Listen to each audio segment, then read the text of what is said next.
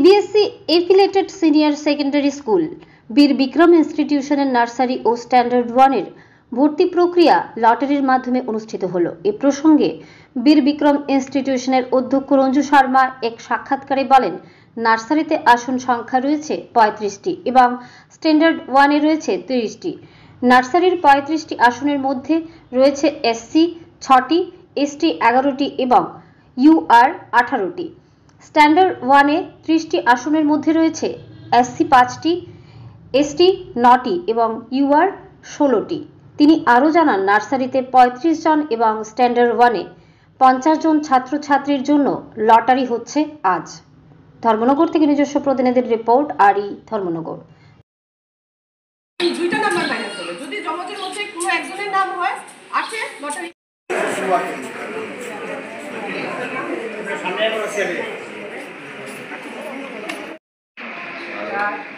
পাঁচ, ছয়, সাত, আট, নয়, 10, 11, 12, 21, 22, 23, 24, এর মধ্যে 18 গেলে আরো 11টা বাকি থাকছে।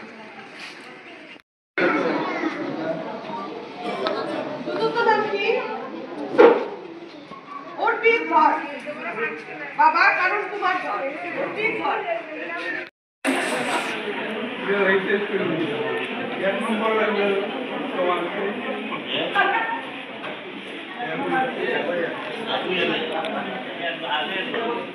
আচ্ছা, দ্বিতীয় নামটা আমি বলছি, রণবীর চক্রবর্তী, গার্জিয়ান রিনি চক্রবর্তী।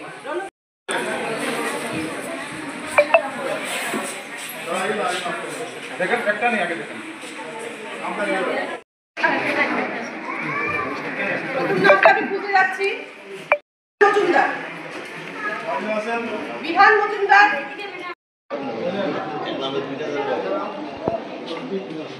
5 নম্বর নাম প্রতীক তৈরি, প্রতীক তৈরি, বাবা পরিমল পোশাক তৈরি।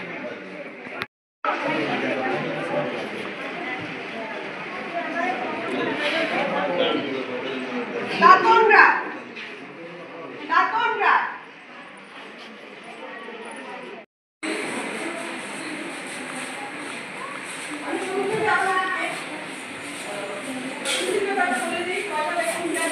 ক্লাসের আপনাদের লটারি হচ্ছে এবং কারা উপস্থিত রয়েছেন?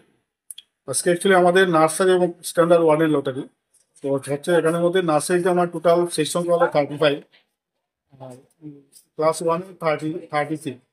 তো 35-এর মধ্যে লটারি হচ্ছে এবং 30 ক্লাস ওয়ান এটা কিছুক্ষণ পরে লটারি হবে। তো নার্সারি ওয়ানের লটারি চলছে। তো এর মধ্যে আমাদের নার্সারিতে 35 সিটের মধ্যে 6 জন এসসি সিট, 11 জন হয়েছে এসটি সিট, 18টা হলো ইউআর সিট। ঠিক আছে, এই অনুসারে আমরা লটারি করছি। ঠিক তেমনিভাবে ক্লাস ওয়ানের যে সিট সংখ্যা 30-এর মধ্যে 5টি এসসি সিট, 9টি এসটি সিট এবং 16 হলো ইউআর সিট। এইগুলোর মধ্যে আমাদের লটারি হবে। এখানের মধ্যে অ্যাপ্লিকেন্ট হয়েছে নার্সারিতে 35 অ্যাপ্লিকেন্ট এবং ক্লাস ওয়ানে 50 অ্যাপ্লিকেন্ট। এই 50 অ্যাপ্লিকেন্ট নিয়ে লটারি হবে ক্লাস ওয়ানে এবং 35 দিয়ে নিয়ে ক্লাস নার্সারি সেকশনের লটারি হবে। অ্যাপ্লিকেশন কবে জমা দিয়েছিল গার্জিয়ান? লাস্ট 21 তারিখে, মার্চ মাসে।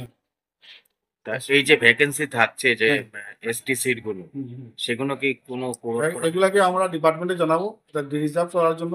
যদি আগামী এপ্রিল মাসের মধ্যে এসটি ক্যান্ডিডেট আসে তাহলে আমরা তাদের দিয়ে দেবো। যদি না আসে তাহলে ওগুলা একটা লং প্রসেস, এগুলো আমাদের ডিপার্টমেন্ট জানাতে হবে। জানানোর পরে যদি ডিপার্টমেন্ট অ্যাপ্রুভ করে রিজার্ভ করে তাহলে ওই সিটের এগেনস্টে আমরা ইউআর বা এসএসসি দিতে পারবো। এর প্রেজেন্ট আমরা কিছু করতে পারবো, এগুলো টেকেন করতে।